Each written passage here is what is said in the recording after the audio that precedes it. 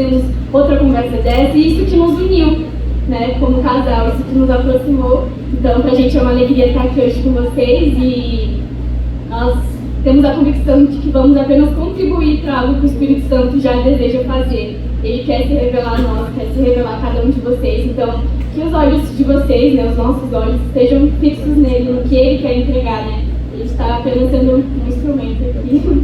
Então, quando a gente recebeu esse tema, né, a vida espiritual do casal, a primeira dúvida, assim, que veio aos nossos corações é o que é vida espiritual, né? Então, eu fiquei pensando em vários contextos que a gente ouve ou a gente fala esse termo, né? E um exemplo é quando a gente vai conversar com um amigo, com uma amiga, ou até na terapia mesmo, né? É muito comum a gente, para conseguir falar sobre tudo, né, sobre todas as áreas da nossa vida, é muito comum a gente fazer essa separação. Então a gente fala, minha vida profissional está acontecendo isso, na minha vida conjugal está sendo assim, na minha vida profissional, na minha vida espiritual, né, ou ministerial, isso que Deus tem feito. Então a gente costuma separar a nossa vida em áreas, né, é um exemplo comum. Então a gente ficou pensando, né, será que a vida espiritual é isso então? Será que é apenas uma área da nossa vida? Será que é uma esfera que diz respeito às coisas que nós fazemos na igreja, que diz respeito ao momento quando a gente ora, quando a gente lê a Bíblia? Será que é isso, vida espiritual? Essa é um pouco a reflexão que a gente quer começar trazendo hoje. Dentro disso que a Giovana está falando, a gente veio conversando, o pastor disse mais ou menos um mês, a gente veio pensando. E como a Giovana falou, assim, a nossa primeira dúvida quando a gente pensou vida espiritual do casal é o que é vida espiritual? Porque é difícil a gente falar de algo do casal se a gente entender o que é aquilo, né? E como quase toda pregação que eu faço tem que começar em Gênesis, a gente estava pensando muito e a gente lembrou de algumas coisas que falam em Gênesis, que diz, essas passagens elas dizem muito para a gente sobre vida espiritual. Em Gênesis 1:26, a Bíblia diz que o homem foi criado para ser a imagem de Deus. Amém? O homem foi criado para ser a imagem e semelhança de Deus. E é engraçado que essa informação, ela nos dá a característica, a principal característica do ser humano. Aquela característica que nos distingue dos demais seres criados. Eu já falei isso em outras pregações nos nossos cultos de domingo, e eu não consigo aprofundar muito isso, mas o fato de Deus dizer lá em Gênesis que nós somos a imagem dele, a imagem e semelhança dele, o que ele está querendo dizer, dentre várias coisas ali, é que o ser humano tem como característica que o distingue o fato de ser a imagem do Deus Criador de todas as coisas. De modo que quem olhasse, as outras criaturas olhassem para nós, veriam o próprio Deus em nós, refletido. Amém? E é interessante que por meio dessa plataforma de entendimento que a humanidade deveria viver, por meio dessa perspectiva de que a gente nasceu, a gente foi criado, a gente veio à existência para revelar um Deus poderoso, é que deveria ser aquilo que é a plataforma de tudo que a gente vive.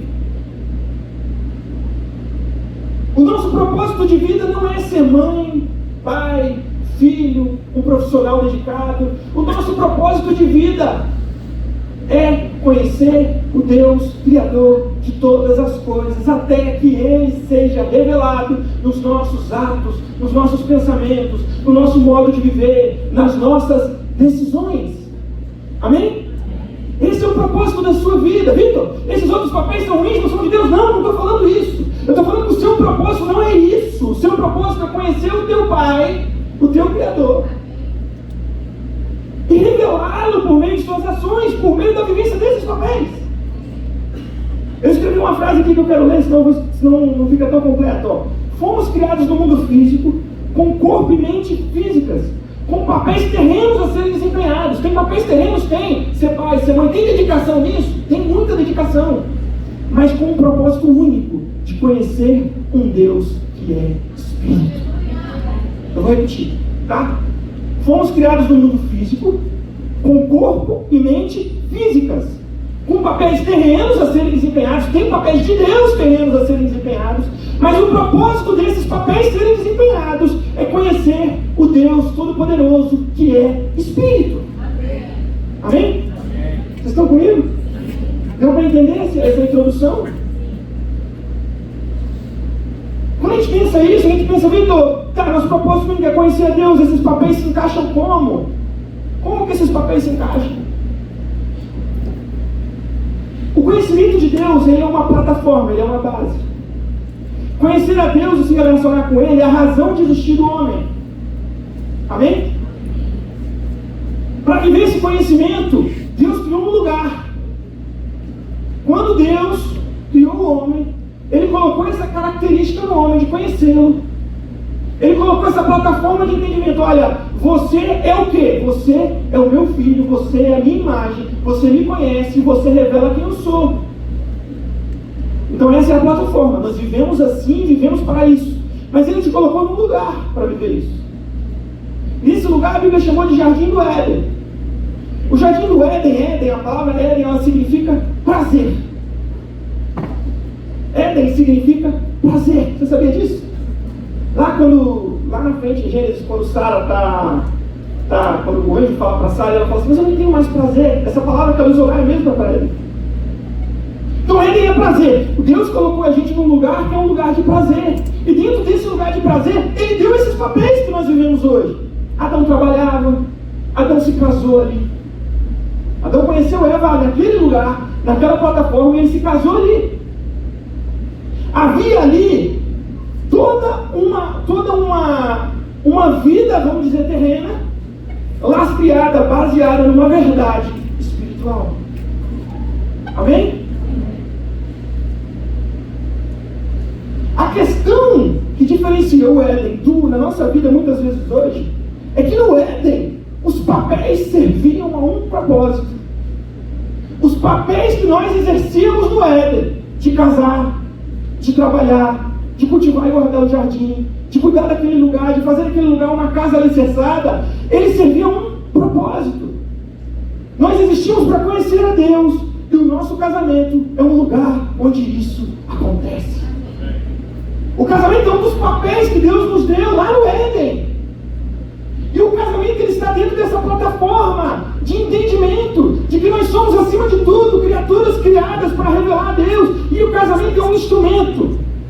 Você vive, você exerce esse papel como um instrumento para um propósito. Esse papel tem que servir a esse propósito.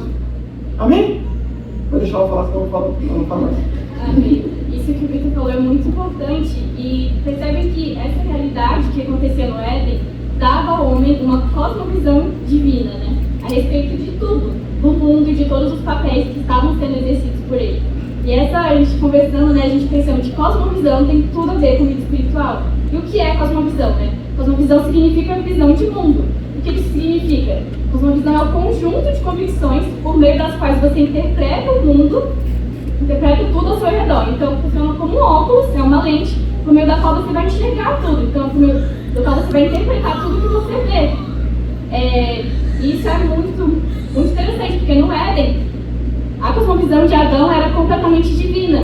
Então não era algo separado, espiritual. Ele via o todo de forma espiritual, né? E então a gente queria propor um exercício de imaginação agora, a gente pensar como que o homem via o trabalho no Éden, né? Vamos usar o trabalho como exemplo, depois a gente vai chegar mais especificamente no casamento, né? Então, vamos imaginar aqui, vamos pensar juntos. O homem, ele olhava para o seu trabalho, será que ele pensava, vocês garantem o meu sustento? Que é como a gente muitas vezes pensa, né? Nosso trabalho é o que nos traz provisão, né? Será que ele olhava para o trabalho e pensava, nossa, isso é uma forma de eu me tornar alguém na vida? Será que ele olhava para o trabalho e pensava, eu preciso disso para me tornar uma pessoa de sucesso? Qual que era a visão que ele tinha disso, né? Será que Adão ele tinha dúvida, tinha preocupação se a colheita ia dar certo, se ele ia conseguir ou se não ia? Será que ele tinha necessidade de trabalhar ou de ter um casamento para que isso o preenchesse? Como será que era a visão dele sobre tudo no mundo, né? Então, e a gente pensando sobre isso. Uma coisa que a Giovana falou que é interessante aqui agora. Será que em Adão havia algo para ser preenchido? Será que quando ele executava os papéis, havia algo a ser preenchido? Será que estava faltando alguma coisa? Quando ele tinha todo um relacionamento com Deus, estava faltando alguma coisa, ele falou assim, agora eu vou casar que eu vou mostrar que eu sou um cara muito bom. Será que existia isso no coração dele? E a gente queria que vocês imaginassem isso. Eu queria que vocês fechassem os olhos de vocês, e vocês se colocassem no Éden, e vocês se imaginassem nesse lugar. Pensa qual seria a sua visão sobre o trabalho, sobre o casamento, nesse lugar onde você era completamente pleno em Deus, né? Então essa é a verdade, que Adão ele era livre dos resultados, dessas preocupações com os resultados, que nos aflige algumas vezes, né, nos dias de hoje. Então, é muito legal a gente observar que Adão, ele partia de um lugar no qual ele já era pleno, completamente preenchido em Deus, para aí sim exercer papéis que tinham como objetivo desfrutar dessa plenitude que ele já tinha em Deus. E não encontrar essa plenitude nos papéis, mas desfrutar disso que ele já via em Deus. Então, Deus não deu um casamento para Adão, né, para Eva, não para ele encontrar a plenitude, mas porque ele já via a plenitude de Deus. O casamento era uma das formas das quais ele poderia desfrutar dessa plenitude. Isso é lindo. E é esse tipo de vida, quando a gente imagina, não dá uma sensação de paz, não é tão gostoso. Imagina a gente viver assim, sem se preocupar com os resultados. Por isso que Deus chamava esse lugar de prazer, né? Isso é interessante. Eu queria que você parasse para pensar. O lugar é de prazer. E ele é de prazer por quê? Porque é uma plenitude de Deus. Olha o que a Giovana falou, como isso é profundo. Amor, repete o que você falou. Você falou. Adão partia de um lugar onde ele já era pleno, ele já era um lugar de plenitude, porque ele era totalmente preenchido em Deus. Para aí sim, depois de partir desse lugar, ele exercer esses papéis, que era trabalhar, né? No Éden, Adão trabalhava, ele cuidava do casamento, cultivava, guardava o jardim. Então são papéis parecidos com os quais a gente tem hoje, mas ele partiu de um lugar onde ele já era pleno em Deus, e aí sim ele exercia esses papéis como uma forma de desfrutar da plenitude que ele já via em Deus. Olha como isso é poderoso. Por que eu pedi para repetir? Amados, a vida não era diferente da que você tem hoje. Não era muito diferente. A grande diferença que tornava assim radicalmente diferente era a plenitude que eles tinham em Deus. Quando eles estavam totalmente plenos nesse conhecimento e na certeza de que eles não eram a profissão deles. Eu não sou advogado, eu não sou médico. Eu sou filho. Eu sou filho de Deus. Eu nasci para refletir esse Deus Todo-Poderoso na medicina. Eu nasci para refletir esse Deus Todo-Poderoso na advocacia. Mas a advocacia não me define, eu defino ela. Eu defino como eu vou exercê-la. Não por mim mesmo, mas por aquele que me chamou e se revelou a mim. E se revelou a você. Amém? Você está entendendo esse lugar? Esse lugar é de prazer. Porque quando você tem essa plataforma, o que pode te vencer? Para pensar, tudo que angustia o seu coração, tudo que separa casais, são coisas terrenas. São faltas, pedaços que estão dentro de nós e a gente quer preencher no outro. Pedaços que estão faltando dentro da gente, a gente quer preencher nas coisas. E aí a falta de plenitude faz a nossa vida deixar de ser de prazer. Porque está faltando Deus. Está faltando o alicerce, a base. Amém? A gente sabe na história que o homem pecou. E que não dá para a gente aprofundar sobre essa questão do pecado, mas o pecado ele gera algo que é destruidor para nós. Sabe, o pecado ele gera algo que a gente deveria olhar para a gente e chorar e doer o coração, porque o pecado nos desconectou da nossa plenitude. O pecado nos desconectou daquilo que nos tornava plenos. O pecado nos desconectou da nossa principal característica. O pecado nos desconectou daquele que a gente nasceu para imitar e para refletir. Eu não vejo mais ele no pecado. O pecado, ele faz a gente não ver mais Deus. A gente está desconectado. E não há nada que eu possa fazer por mim mesmo em obras que me torne parecido com ele de novo. Então o pecado, ele desconectou o homem, retirou ele do Éden, do lugar onde a gente deveria viver. O homem perdeu esse alicerce, essa segurança. E qual que é o problema? A cosmovisão do homem mudou. A que a Giovana trouxe, que a cosmovisão de Adão, ela era divina. Ele olhava para Deus, ele sabia que tinha que imitar Deus. Então quando ele fazia as coisas, não era para ser, era porque era. Ele era filho, ele executava. Quando Deus fala assim, ó, domine sobre os peixes do mar, sobre as aves do céu. Quem estuda para concurso sabe o quanto é difícil dominar. Vou dominar, não domina. Você estuda 30 vezes a mesma coisa e não sai do lugar.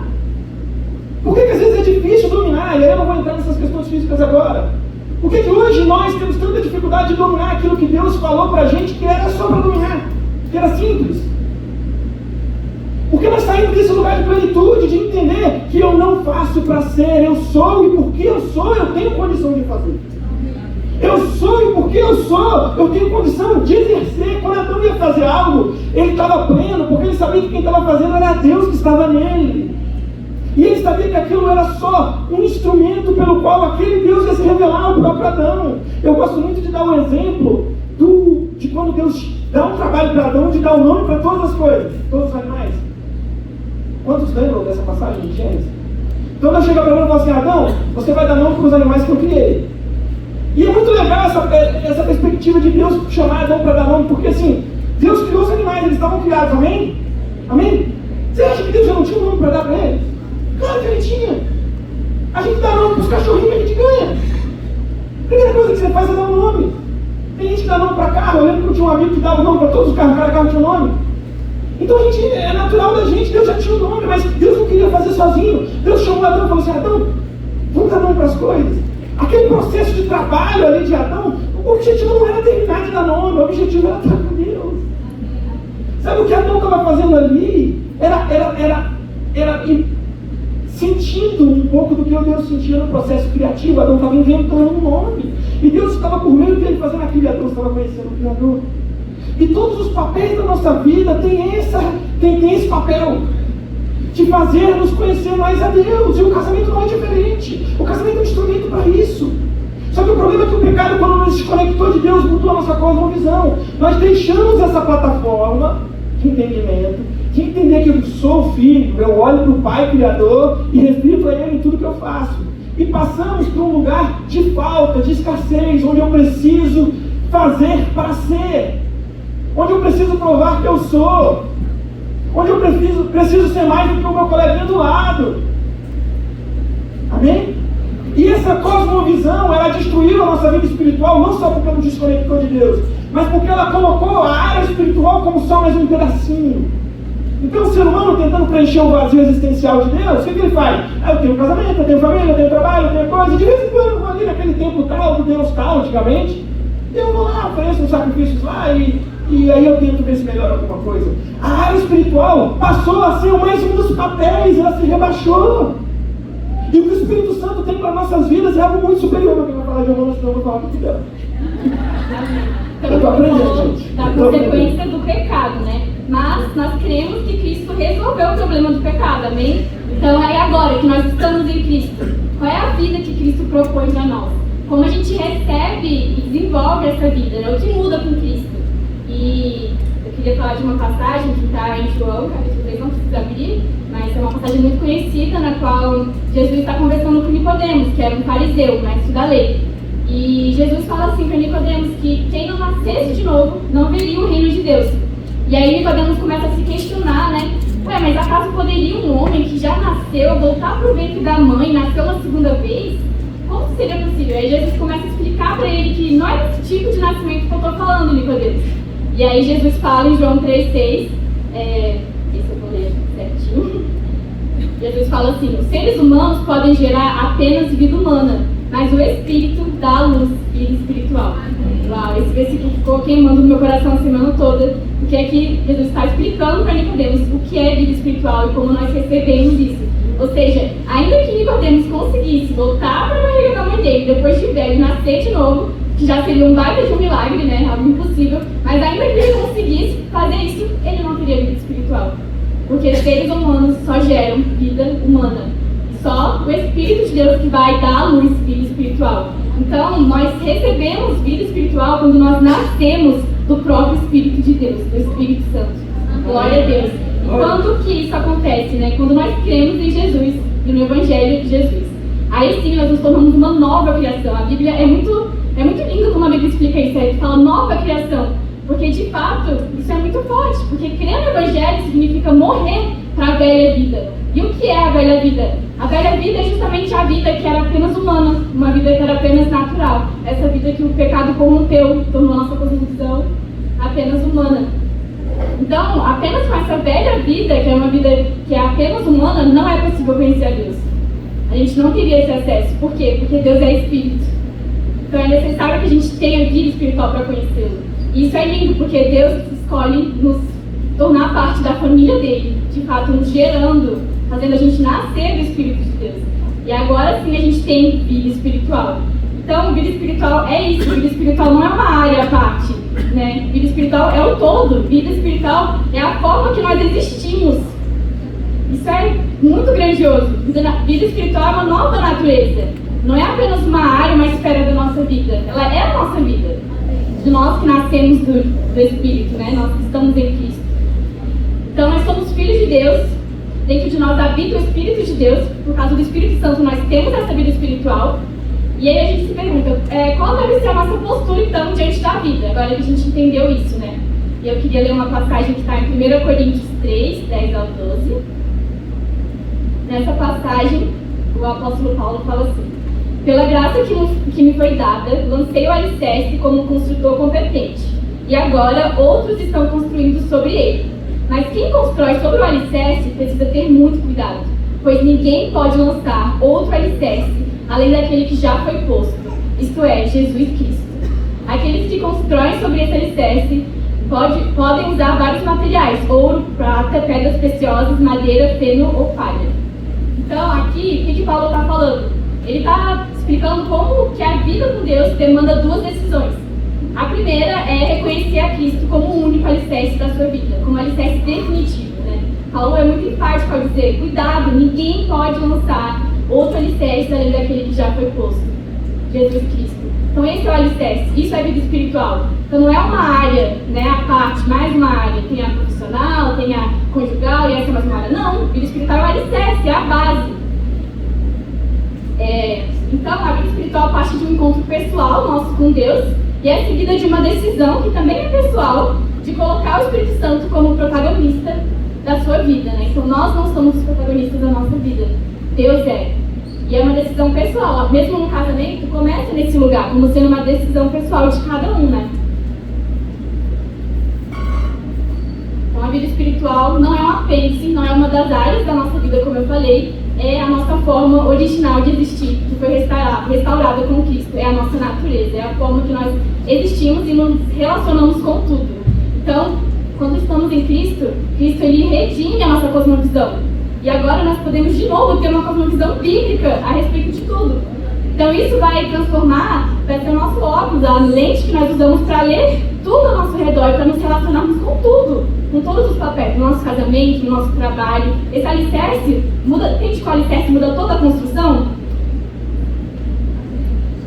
E o segundo ponto que esse versículo que a gente leu nos fala é que esse conhecimento de Cristo nos convida a construir todo o restante de forma compatível com os propósitos dele.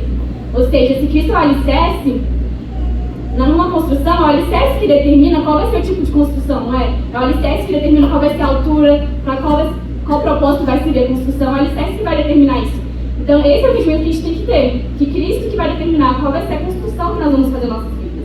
Ou seja, de que forma nós vamos viver cada um dos papéis que ele nos dá, né? Assim como o casamento é um desses. Você fala tão lindo. Você me inspira. Vocês entendem como é que as minhas pregações melhoraram bastante depois que eu casei? Porque depois que eu conheci, a gente começou a conversar e às vezes os assuntos vão ficando tão mais profundos. E enquanto ela vai falando, meu coração vai ardendo assim, lembrando de tanta coisa que o Espírito Santo tem para dizer para a gente com relação a isso. Porque assim, eu vou recapitular algumas coisas para vocês entenderem a profundidade do que a gente está falando aqui. Porque a gente vai dar agora uma virada para falar de casamento. Eu quero que vocês entendam, todos nós entendamos uma coisa. Nós fomos criados para um lugar onde a nossa existência se resume a conhecer o Criador e torná-lo conhecido.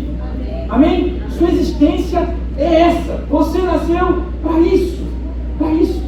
Eu acho muito interessante isso quando a gente está falando aqui, a Giovana falou sobre cosmovisão, é que lá no Éden, a Bíblia fala que Adão e Eva estavam lá, e quando eles comem do fruto proibido, quando eles pecam, a Bíblia diz que os olhos deles se abrem.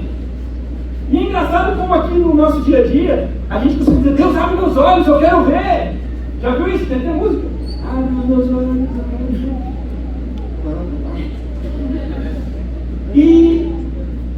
E é engraçado como a gente não para para pensar que quando a gente está falando para Deus abrir os nossos olhos, na verdade, a gente está pedindo para Deus restaurar os nossos olhos originais.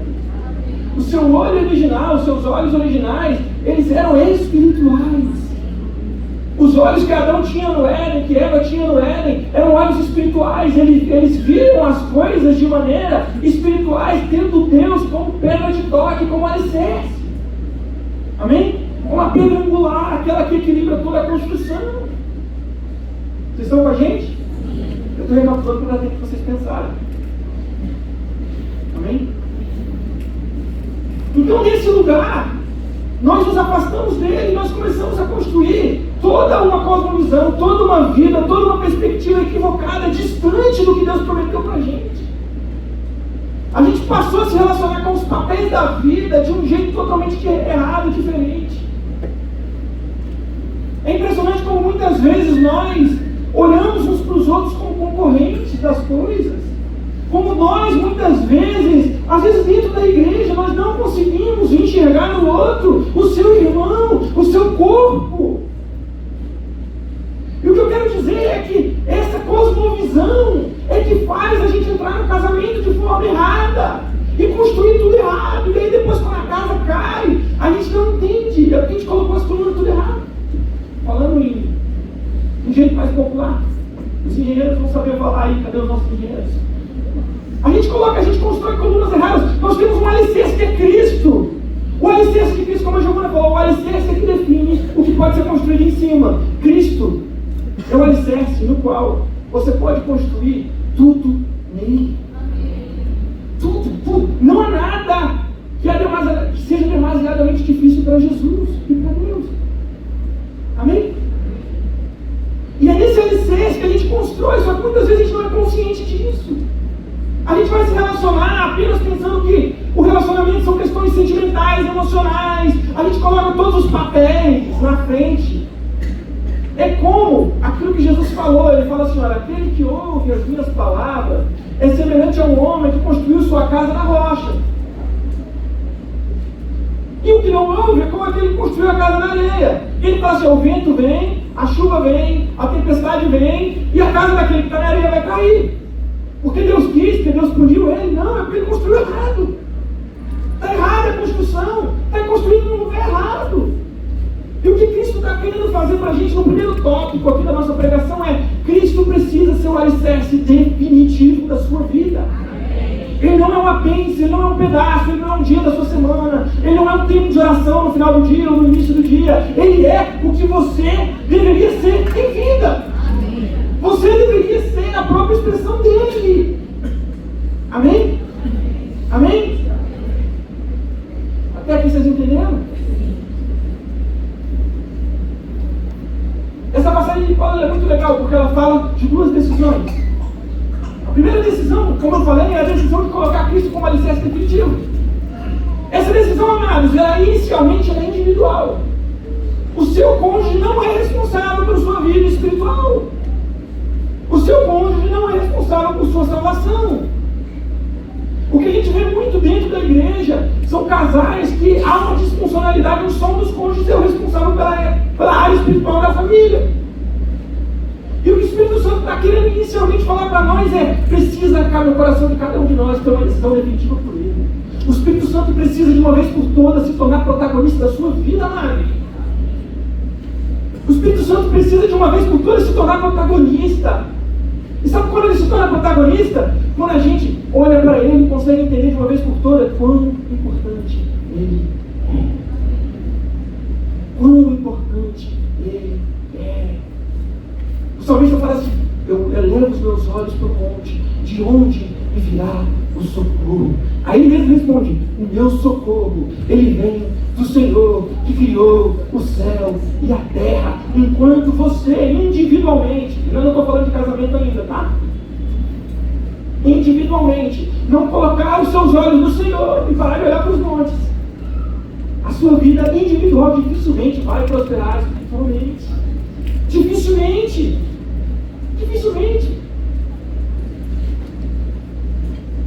Há uma necessidade de que a gente coloque Deus no lugar que é dele. Gente, eu estou sendo repetitivo, eu quero que você pense, eu quero que você reflita. É porque está faltando para falar, mas nem vai dar tempo de falar tudo. Reflita, a gente precisa refletir sobre isso. Porque o que Paulo está falando ali, olha o que ele está querendo dizer. Ele está falando assim: olha, O alicerce, eu como construtor coloquei. Paulo foi o grande pregador e sistematizador do que a gente acredita hoje. Então ele colocou um alicerce do qual a gente pega aquilo que ele escreveu, a gente entende na nossa vida, a gente coloca, o Espírito Santo é o arquiteto que coloca pessoalmente dentro de você esse alicerce. E ele está convidando a gente a uma reflexão de vida, dizendo assim, mas cada um veja como constrói em cima desse alicerce. Tem muitos materiais os quais eu posso construir em cima desse alicerce. E o problema é que a gente recebe Jesus, mas a qualidade das nossas decisões não reflete a Ele. Amados, Cosmovisão fala do conjunto de convicções que você tem para interpretar o mundo. Quando as nossas decisões elas são recorrentemente distantes de Deus, é porque a gente ainda não teve a nossa cosmovisão poderosamente tocada pelo Espírito Santo. Não é que ele não está na sua vida, ele está aí, o alicerce está aí, mas você não está entendendo e refletindo sobre o que isso significa. Deixa eu só complementar que esse assunto é muito legal, que você acabou de falar. E ter uma cosmovisão bíblica é você entender que Deus é soberano sobre tudo que Ele criou. Então, tem uma frase que diz mais ou menos assim: não existe nenhum centímetro quadrado na existência sobre a qual Deus não reivindique, eu sou o Senhor, né? É a gente reconhecer o Senhor de Cristo sobre tudo, sobre todos os aspectos da nossa vida, né? Porque Ele é o todo. É a gente enxergar tudo por meio dessa ótica divina, dessa ótica do céu, né? E é esse o convite de Cristo para nós.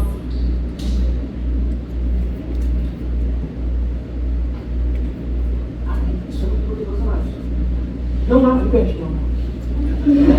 Que não há um centímetro quadrado na existência sobre a qual Deus não reivindique, eu sou o Senhor. Então, se nós temos um Deus que é soberano sobre tudo, Ele é Senhor sobre todas as coisas da nossa vida, sobre cada aspecto, Deus tem uma forma, uma verdade de pensar sobre tudo, afinal Ele criou tudo, né? Então, todas as coisas são espirituais para as que nasceram do Espírito, né? Tem uma passagem que fala, quer comais, quer bebais, façam tudo para a glória de Deus.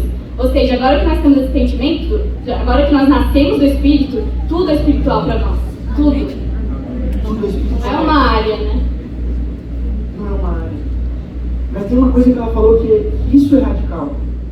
O seu Deus, Ele pensa. Existe um Criador de todas as coisas. E Ele tem opinião. Ele tem vontade. A gente, no nosso tempo moderno, a gente tem dificuldade com Deus que tem vontade. Porque a gente é ensinado numa cosmovisão do mundo, onde a gente tem que buscar o prazer e o que eu penso é o mais importante. Então a gente muitas vezes molda um Deus à nossa própria imagem. A gente pega, eu acho que Deus. Eu estou dizendo o que eu acho de Deus e Deus que não duvide de mim. E senão a culpa é dele, eu me ofendo com Deus. E nós temos um Deus que tem vontade, que tem padrões, que tem princípios, que tem valores. Eu gosto de dizer, quando o Gênesis começa, no princípio criou Deus o céu e a terra. É muito legal você pensar que Deus criou o céu e a terra, e Ele começa a ajustar a terra, a equilibrar a terra. Já tinha água aqui, já tinha algumas coisas, eu não sei o que, Ele foi criando, Ele foi fazendo. Você está entendendo que já existia um Deus antes de começar qualquer coisa? E já tinha um projeto? Sabe, muitas vezes a gente começa a nossa vida achando que a nossa vida é o início e o fim do projeto de Deus. Nós não somos o início e o fim do projeto de Deus. Apocalipse fala, eu sou o princípio e o fim de Deus. Jesus falando. Eu sou o alfa e o ômega, o princípio e o fim. No princípio Deus estava, no final Deus vai estar. Existe um projeto, existe um plano. E existe um Deus que te criou dentro de um plano. E muitas das vezes a gente não se interessa em se aproximar desse Deus e perguntar para Ele qual é o plano. Amém? Estão comigo? Não há um centímetro da terra, da existência, da sua vida, de tudo. Eu falo menos bonito. Eu falo mais. Eu não consigo lembrar e repetir a frase. Do qual Cristo não diga, eu sou o Senhor. Ele é Senhor da sua vida de toda verdade. E aí, diante dessa verdade, desse alicerce, esse alicerce tem que estar forte, por isso que ele é repetitivo. Diante disso, eu passo a viver a vida. E a vida é boa, a vida é de prazer. E ela é de prazer não porque minha vontade é sempre feita. Amém? Ela é de prazer não é porque Deus quer me dar prazer o tempo inteiro em vida, o prazer é meu. Ele é de prazer porque ele está no controle. E o prazer do ser humano é ser a plenitude de Deus na terra. E aí sim, dessa plataforma, desse lugar, desse ponto de partida, eu corro para uma jornada. A palavra de Deus diz: corra com perseverança a jornada que está proposta. Existe uma jornada proposta e Ele está convidando você a correr essa jornada. Essa jornada é o quê? Eu parto de um ponto de partida onde eu entendi a necessidade da minha vida. Há uma decisão pessoal. Há um rasgar de coração do amor de Deus dentro de você, que faz você olhar para Ele e falar assim: Deus, eu preciso de você mais do que de respirar, mais do que de comer, mais do que de dinheiro, mais do que de qualquer outra coisa. Eu preciso que você abra os olhos do meu coração para ver. Veja Paulo, ele diz que ele gemia de oração por aquelas pessoas às quais ele estava escrevendo a carta. Ele diz assim: cara, eu me coloco de joelhos, Espírito Santo abre, faz ele ver. E eu quero te dizer, Paulo fez essa oração, nós fazemos nossa oração para essa casa. Você precisa fazer essa oração pela sua própria vida. Eu ainda estou falando de uma vida individual, vamos falar da vida de cada um. Tá? Amém? E partindo desse lugar, nós temos muitas construções em vida. E essas construções têm desafio, tem decisão difícil, tem coisa que dá certo, tem coisa que dá errado. A vida não é perfeita, ela é de prazer porque Deus está nela, não é porque a gente vai ter todas as nossas necessidades de prazer satisfeitas. Amém? Amém. Vocês estão comigo? Vocês estão tão quietinhos?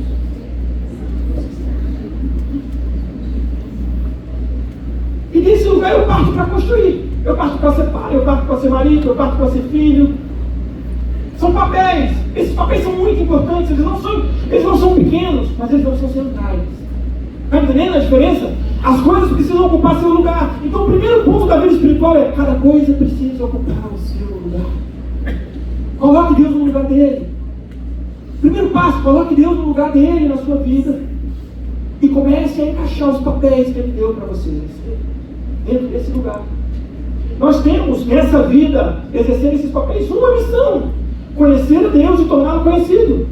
Vitor, mas eu estou estudando matemática. Conhecer a Deus e torná-lo conhecido. Conhecer a Deus e torná-lo conhecido. Vitor, eu sou um empresário. Conhecer a Deus e torná-lo conhecido. Um dia desse eu vi um coach falando assim, e nada contra o coach, mas esse especificamente falou algo que eu não concordo. Ele falou assim: trabalhe até você ter um carro que abre a porta para cima. Amados, pode ter um carro que abre a porta para cima, pode trabalhar, e se Deus tiver condição, me chama para andar nesse carro. Mas esse não é o objetivo do seu trabalho. Porque se esse for o objetivo do seu trabalho, você vai fazer qualquer coisa para esse carro. E você está entendendo que as suas decisões, elas vão refletir a cosmovisão que você tem.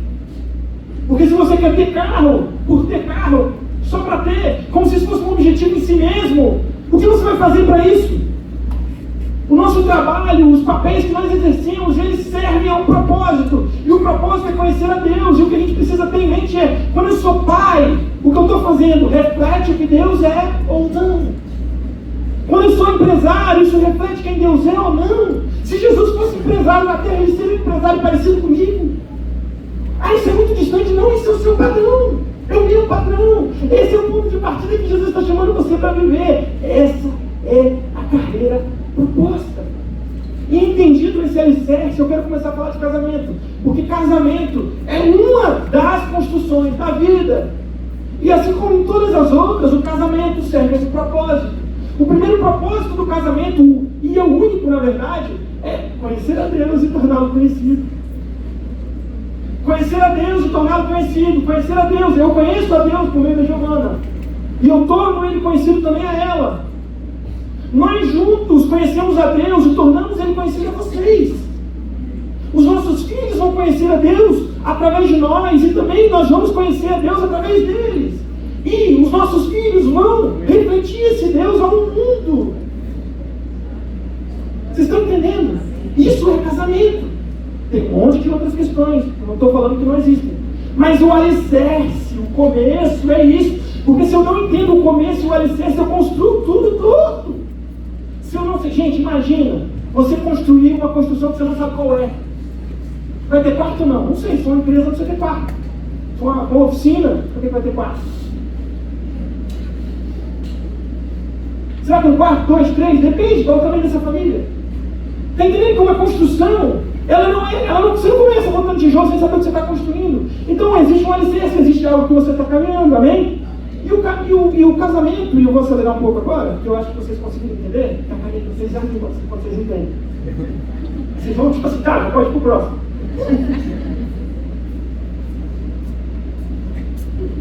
Eu vou falando. Quando a gente entende esse lugar de partida, a gente entende que o casamento é mais uma dessas construções. Vocês que estão casados sabem que das construções talvez o casamento seja mais desafiador. Dos papéis que Deus propôs para a gente, talvez o casamento seja o mais desafiador.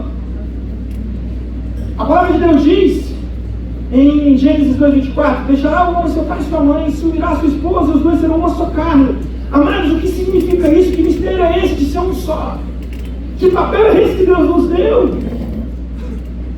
E tem as diversas definições aí, gente. A gente pode fazer uma pregação só sobre uma só carne, porque isso reflete várias coisas. Paulo fala lá na frente que isso reflete Cristo também, e várias outras questões. Mas o que eu quero falar aqui, trazer uma definição prática para a gente hoje, eu acho que a definição que, para mim, que melhor define o que Deus está falando aqui é: o casamento é um homem e uma mulher se tornando sócios de um único projeto de vida.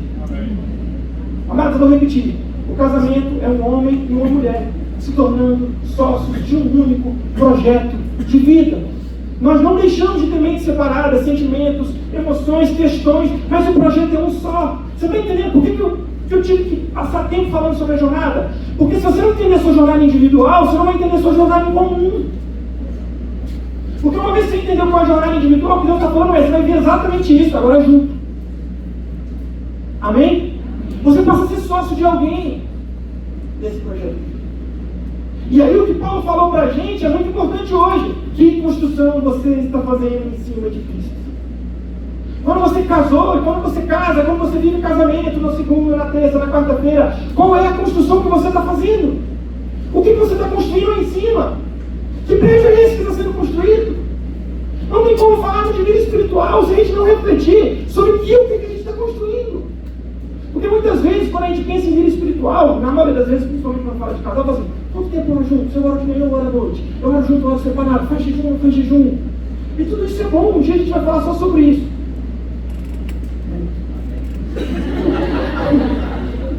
Um dia. A gente fala só sobre isso. Se ora, quando ora, como ora junto, ora separado. Pode só orar separado, só orar junto. Outro dia, não vai ser hoje.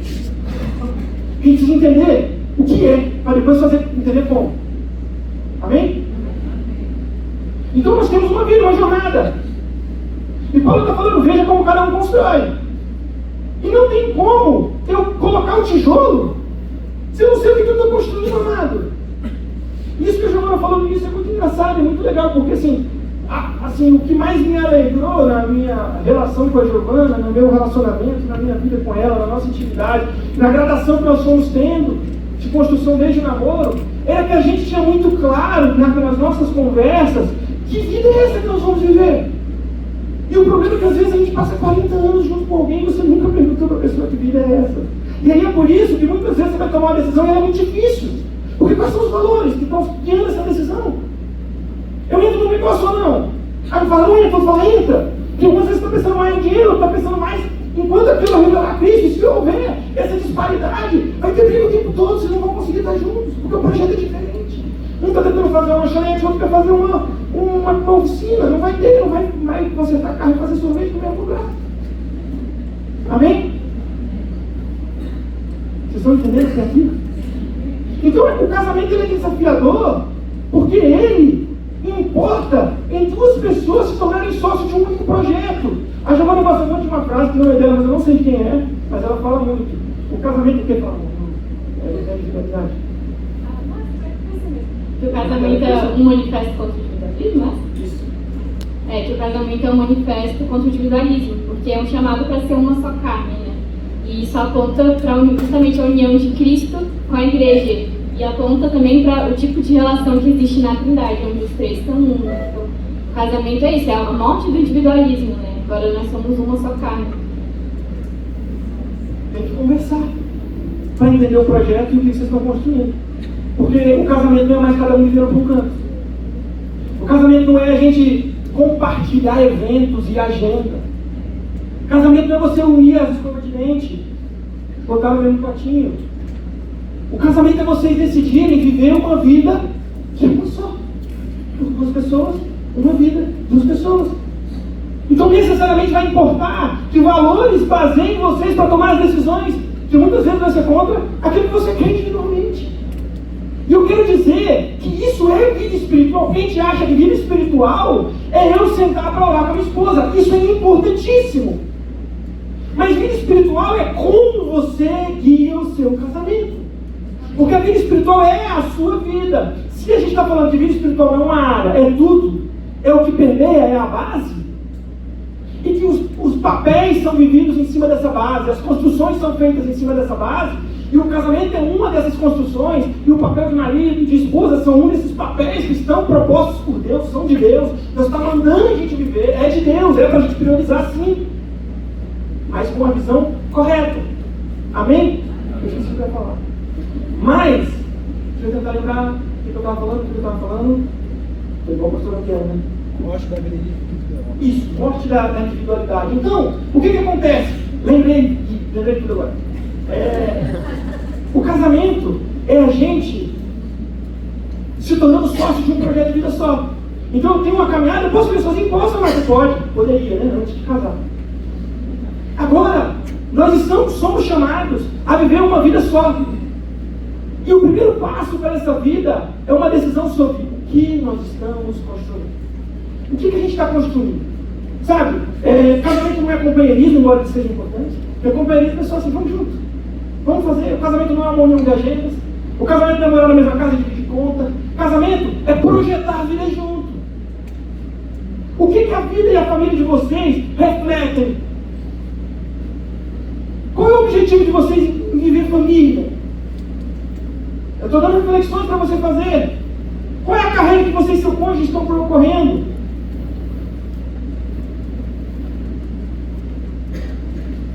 Amém? Qual é a carreira que a gente está correndo? Como o nome de Deus, vou ser mais prático, como o nome de Jesus vai ser glorificado através das nossas vidas? Você já parou para pensar nisso? Será que a gente já parou e sentou, marido e mulher, para conversar? Como Cristo vai ser revelado através de nós? Qual é a mensagem que os nossos filhos vão carregar? Quem olhar para a nossa família vai ver o que a respeito de Deus. O índio só pensa se a gente quer morar numa galera. Está entendendo? A gente tem uma cosmovisão humana, física, e quer viver algo espiritual, que é o casamento. Aí a gente só consegue colher do físico, porque vida física só gera vida física. E o que Jesus está falando para você é que você precisa colocar Deus no lugar. Primeiro na sua vida individual. Porque se você não colocar, o seu cônjuge não vai te carregar. Ele não vai conseguir, não é que ele não quer. Não vai. Vai parecer que está carregando, mas não está. Você vai com ele, mas as coisas não. Amém? Há uma decisão individual a ser tomada. E há uma decisão em comum a ser tomada. Para onde nós estamos indo? O que a gente está construindo? Que história é essa que nós estamos fazendo? Como Jesus é revelado através de nós? Amados, a família é uma bomba atômica. Vocês lembram que Jesus falou que tudo que duas pessoas ligarem na terra é ligado no céu? Qual é o maior grau de união entre duas pessoas? O casamento se torna uma só carne. O que Deus está falando no casamento é que a gente é chamado a ser uma bomba atômica do céu na terra. A união, por que o diabo quer separar casais? Porque à medida que ele separa uma família, à medida que aquela família ali deixa por qualquer motivo, por qualquer tempo de refletir o que Jesus é, Jesus não está sendo conhecido através de você. Amém?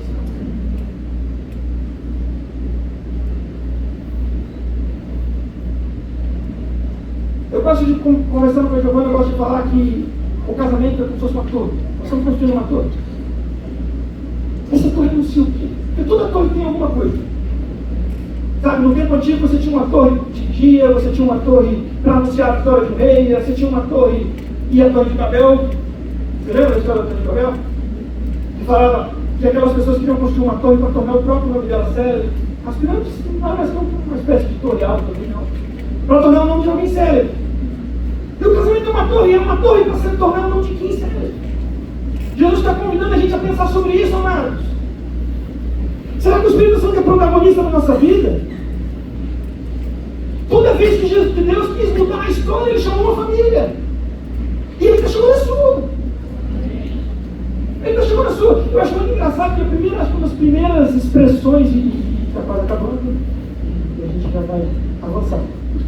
Mas uma das primeiras experiências que eu tive com Deus que foram pessoais foi quando eu li na Bíblia, eu estava lendo lá em Gênesis. Eu quase criança ali da infância para a adolescência, lendo a Bíblia, eu já gostava de Gênesis, já era o livro que eu mais ficava assim pensando. E em determinado momento a Bíblia fala que o homem sai do Éden e se afasta de Deus. E aí vai falando de genealogias. E em determinado momento assim, nasceu fulano, e o nome de Deus voltou a ser adorado. E eu lembro que naquele dia, eu até fico emocionado, porque assim, naquele dia eu falei para Jesus, falei assim, eu quero que se tiver uma Bíblia sendo escrita no céu, que quando chegar e me falar assim, e o nome do Senhor voltou a ser adorado. O nome do Senhor voltou a ser adorado, porque pelo que você carrega, você lembra dos exércitos, que é no filme antigo, que tem os exércitos, eles carregam bandeiras. Qual é a sua bandeira? Qual é a bandeira da sua vida? Eu sei que a gente tem nossas profissões, nossas áreas, mas como Jesus é revelado em tudo que a gente faz. Amados, a sua família, a sua descendência, ela é uma arma de vitória dos céus, das trevas. Amém. E o que o Espírito Santo está fazendo, trazendo você aqui no sábado de manhã, para ouvir 1 hora, uma pregação sobre vida espiritual você quer ser uma arma nas mãos de Deus? Você quer ser uma bomba atômica nas mãos de Deus? Você quer que a sua família se torne isso? Se conscientize disso. Se conscientize de quem Deus é. Tome decisões na sua vida coerentes com aquilo que você diz que é. Amém? Está meio duro, né? Meio pesado.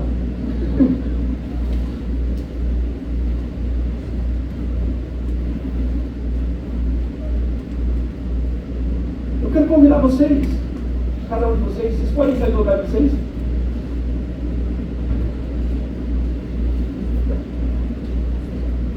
E se quiser ficar no lugar firme, se quiser sair, sai. E o que eu quero convidar você a fazer é que você se reúna com o seu cônjuge e vocês conversem por 5 minutos e olhem sobre o quê? Deus, como a gente pode refletir quem você é? Como essa vida que eu estou vivendo pode se tornar uma vida absolutamente necessária para você? Talvez a sua pergunta para a sua esposa, para o seu marido, possa ter até anterior. Bom, qual que é o projeto que a gente tem? O que a gente está construindo? O que a gente está construindo? Eu quero levar vocês a refletirem sobre isso hoje.